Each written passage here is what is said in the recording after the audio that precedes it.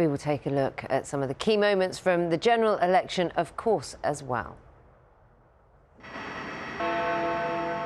And as Big Ben strikes 10, the exit poll is predicting a Labour landslide.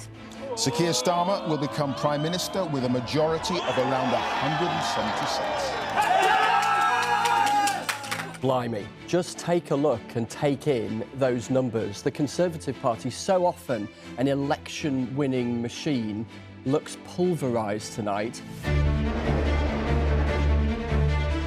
At the last general election, it was Labour that was pulverised, reduced to its smallest number of seats since 1935. Thank you very much, thank you. We got a declaration. Richard Maeve Phillipson, 18,837. Labour up 5 points, but look at Reform. Up 13 points, and the Conservatives down 21. That has been the story of the night so far. I think the fundamental problem is that in this election we were taking our base for granted, and that is always a problem. I hereby declare that Dan Norris is duly elected to serve as a Member of Parliament for North East Somerset and Hanham constituency.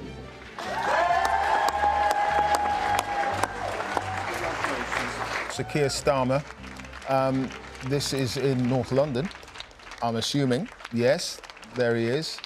Rachel Reeves, Labour Party, 18,976.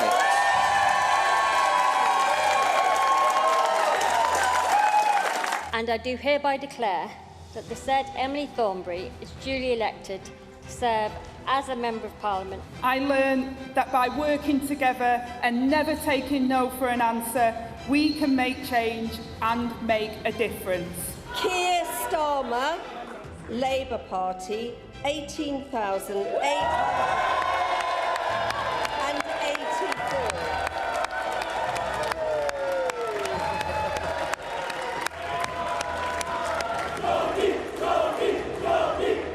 Okay, thank you. Thank you. Thank you.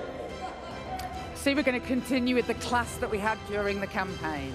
What is crystal clear to me tonight is that it's not so much that Labour won this election, but rather that the Conservatives have lost it. Nigel Farage, at the 8th time of asking, becomes an MP representing Clacton in Essex as the leader of the Reform UK party, just moments after Jeremy Corbyn beat Keir Starmer's Labour in Islington. The belief that Westminster is just completely out of touch with ordinary people says to me that my plan is to build a mass national movement over the course of the next few years and hopefully be big enough to challenge the general election properly in 2029. Might be the middle of the night, but in this sort of night of 1,000 stories, we've just had two really big ones, haven't we, in the context of the last couple of minutes. Two huge characters, as you were saying, in Nigel Farage. After all of those attempts to get to Westminster that ended in failure, he'll now be there. And however many other Reform MPs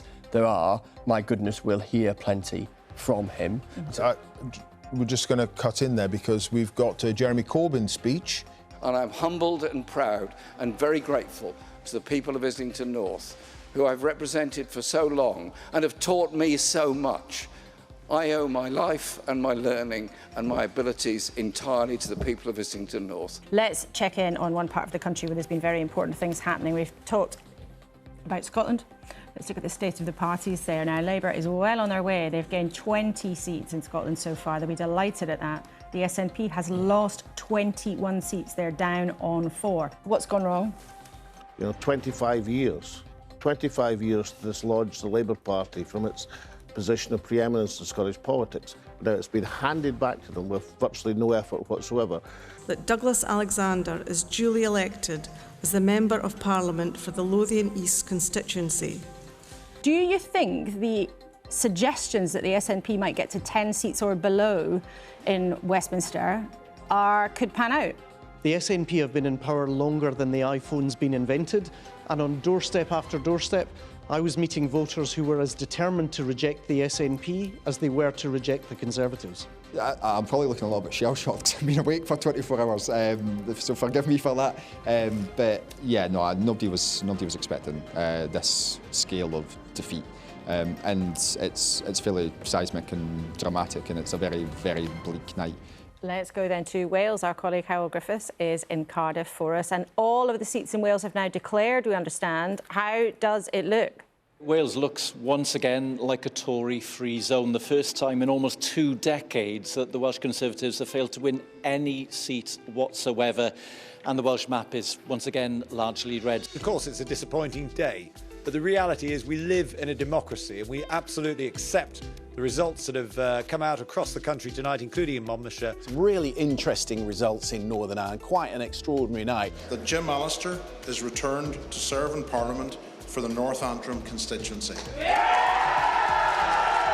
The Paisleys have had North Antrim since 1970. The last time North Antrim was not a Paisley, Richard Nixon was the President of the United States. We're going to see some shots of Ian Paisley leaving the County Centre. To say a brief word to your voters. OK. And I hereby declare that Carla Denyer is duly elected.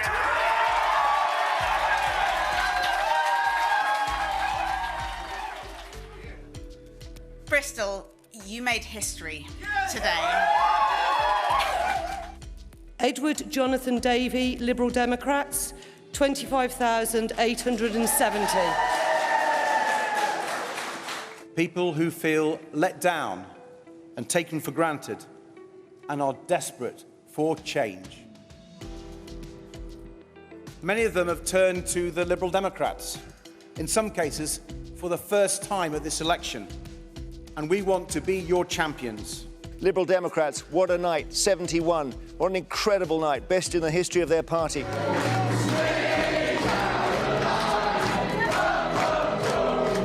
Great Yarmouth, this is a reform gain from the Conservatives, so another reform candidate now in Parliament. The vote share for the Conservatives, you can see plummeting there, down by 41%. Suella Braverman, Conservative Party, is duly elected. There is only one thing that I can say. Sorry. I'm sorry. I'm sorry that my party didn't listen to you. The Conservative Party has let you down. Amanda Louise Martin, Labour Party, 14,495.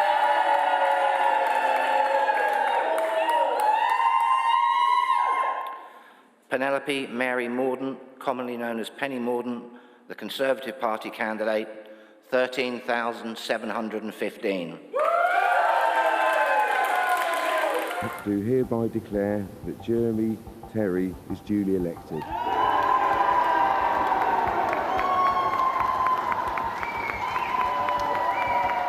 I hereby declare that Rishi Sunak is duly elected. Congratulations, and we address So, the Prime Minister for now, Rishi Sunak, holds his seat in North Yorkshire. Quite clearly, what's happened at the same time is Jeremy Hunt, the Chancellor, has held his seat too in Surrey. But we're going to give you Rishi Sunak on the stage. The Labour Party has won this general election, and I have called Sir Keir Starmer to congratulate him on his victory. Today, power will change hands in a peaceful and orderly manner, with goodwill on all sides. That is something that should give us all confidence in our country's stability and future. The British people have delivered a sobering verdict tonight. There is much to learn and reflect on, and I take responsibility for the loss. There we have it at 5:45 in the morning. Rishi Sunak saying it explicitly. Over. Yeah, that it is over, that he will only be Prime Minister for a matter of a handful of hours as he flies down to London to go and see the King. He's had that conversation with Keir Starmer, and he anticipates, he knows that a Labour government is coming. Look at that grin from ear to ear. The supporters behind him cheer. The Union flag and the saltire, look, they are being flown behind him as Labour has racked up seats in Scotland. So much Let's listen in to the new Prime Minister of the United Kingdom. We did it! You campaigned for it, you fought for it, you voted for it, and now it has arrived. Change begins now. Labour have won 411. So it's a thumping majority. It's a landslide win for Labour. They've won 210 more seats at this election than they did at the last. Here the door's opening. I'm going to stop you there. Here comes Rishi Sunak. I am sorry. I have given this job my all. But you have sent a clear signal that the government of the United Kingdom must change. And yours is the only judgment that matters. I have heard your anger, your disappointment, and I take responsibility for this loss.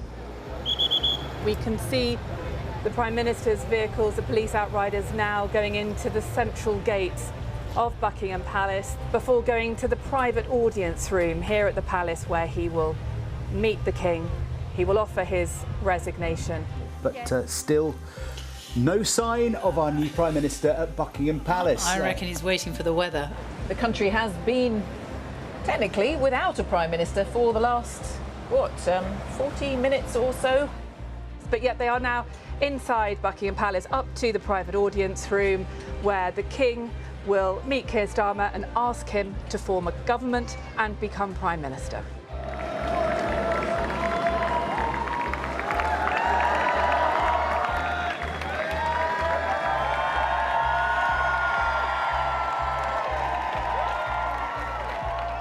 With respect and humility, I invite you all to join this government of service in the mission of national renewal. Our work is urgent, and we begin it today. Thank you very much.